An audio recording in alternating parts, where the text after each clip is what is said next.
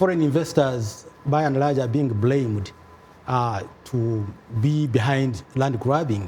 More than half of the land that has been taken by investors has been taken by domestic investors.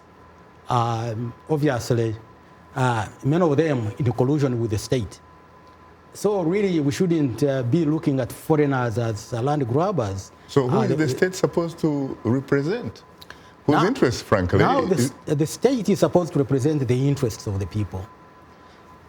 In a democratic system, the people should put pressure on the government to ensure that it holds the government accountable to protect the rights of the local communities. Now, the cases you have been quoting actually are quite many, not only in Ethiopia, but also in Sudan. What about Uganda, in the district of Mubende?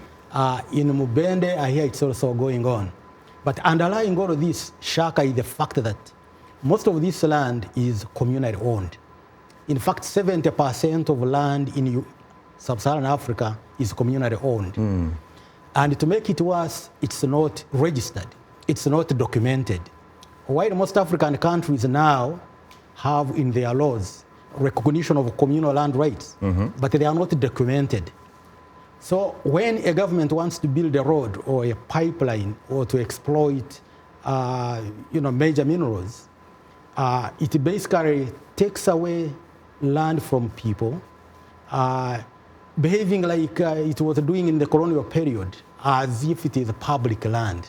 But if it were to be registered under a title, in fact, it doesn't have to be individual title. It can be a community title. A group of individuals in a group, in a village, can register themselves as a cooperative. In the case of Uganda, the law allows the groups to be registered as communal land associations. In the case of Kenya, they can be registered as trusts.